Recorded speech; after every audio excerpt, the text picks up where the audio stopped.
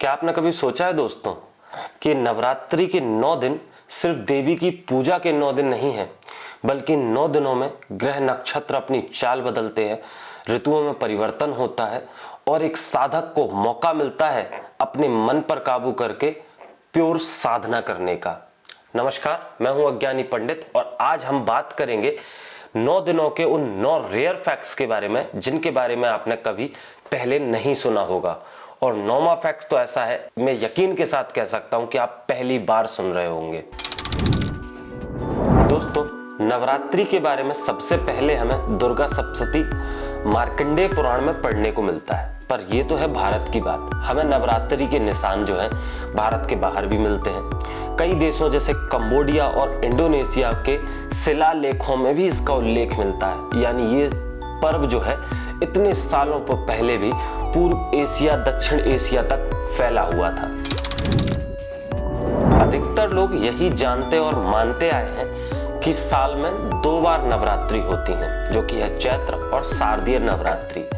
पर कई लोगों को यह बात नहीं पता है कि साल में असल में 4 नवरात्रि होती हैं, जिनमें से 2 गुप्त नवरात्रि भी होती हैं, जो कि माघ और आषाढ़ के महीने में आती हैं। नवरात्रि का ये विशेष पर्व हम किसी तुक्के से नहीं मनाते, बल्कि ग्रहों की विशेष स्थिति को देख के मनाया जाता है। इस समय चंद्रमा और सूर्य अपनी विशेष स्थिति में होते हैं। जैसे सूर्य की अगर हम बात करें तो सूर्य जो है उत्तरायण से दक्षिणायन या दक्षिणायन से उत्तरायण की तरफ गति कर रहा होता है और चंद्रमा इस समय अपने एक नए चक्र की शुरुआत कर रहा होता है। इसीलिए इस समय ऊर्जा का प्रभाव सबसे अधिक होता है और साधना में बहुत अधिक बल मिलता है। इसीलिए उपवास, साधना, मंत्र, तंत्र, इन सभी चीजों को नवरात्रि के पर्व में काफी महत्वता दी गई है। आपने नोटिस किया होगा कि इस बार नवरात्रि जो है 9 के बजाय 10 दिन की होने वाली है। ऐसा हमें कभी कभी देखने को मिलता है और इसे हम विस्तृत नवरात्रि कहते हैं। पर ऐसा होता क्यों है? तो चंद्र पंचांग में कई बार तिथियों की पुनरावृत्ति एक से अधिक बार हो जाती है, जिसके कारण एक तिथि हमें बढ़कर मिलती है और किसी किसी स्थिति में कोई तिथि क्षय भी हो जाती है, तो वहां पर हमें एक दिन कम वो पर्व मनाने को मिलता है। तो इस तरह से हमें विस्तृत नवरात्रि इस बार देखने को मिल रही है, जहां नवरात्रि 9 के बजाय 10 या 11 दिन की भी हो सकती है। नवरात्रि पर उपवास रखना कोई अंधविश्वास का हिस्सा नहीं है, बल्कि हमारे हर त्योहारों को इस तरह से डिजाइन किया गया है, इस तरह से मनाने का तरीका हमने खोजा है जो हमारे शरीर को और फायदा पहुंचाते हैं। तो नवरात्रि हमेशा ऋतु परिवर्तन के समय पे आती हैं और 9 दिनों में उपवास रखने से हमारी बॉडी एक ऑटोमेटिक डिटॉक्स हो जाती है, जिससे कि उस ऋतु परिवर्तन का प्रभाव हमारे शरीर पर या तो नहीं पड़ता या बहुत कम पड़ता है। तो ये नवरात्रि आप व्रत रखें और अपनी बॉडी को डिटॉक्स करें।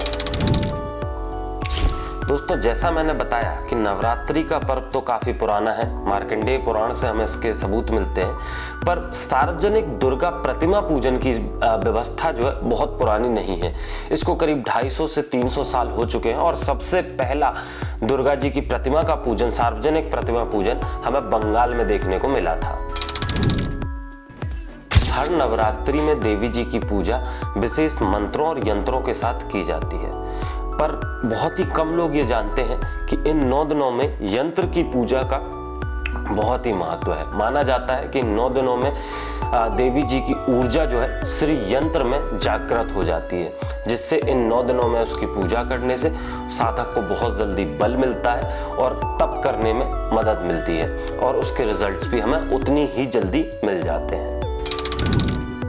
दोस्तों, 9 दिन में 9 देवियों की पूजा के बारे में तो सबने सुना होगा कि हम हर एक दिन एक देवी के अलग प्रतीक की पूजा करते हैं, लेकिन ये बहुत कम लोग जानते होंगे कि 9 दिनों में हमारे 9 मूल चक्रों के बारे में भी जानकारी मिलती है।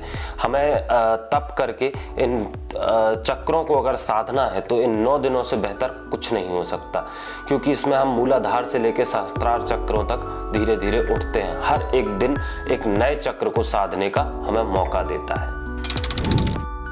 दोस्तों, सबसे दिलचस्प और आखिरी पॉइंट, जरूरी नहीं है कि जिस तरह से हम नवरात्रि में खुशियां मना रहे हैं हर कोई खुशियां ही मना रहा हो। क्योंकि कई आदिवासी समुदाय ऐसे भी हैं जहां इसे महिषासुर स्मृति के रूप में मनाया जाता है और उनके लिए ये एक त्योहार नहीं, एक शोक का पर्व है। क्या आपको इसके बारे में पहले पता था? कमेंट बॉक्स में जरूर बताइएगा। तो दोस्तों, ये थे नवरात्रि के 9 रेयर फैक्ट्स। आपको इनमें से कौन सी जानकारी पहले से पता थी या कौन सी आपको नई जानकारी मिली है, वो कमेंट बॉक्स में जरूर बताएं। मिलते हैं अगले वीडियो में, तब तक के लिए जय श्री राम।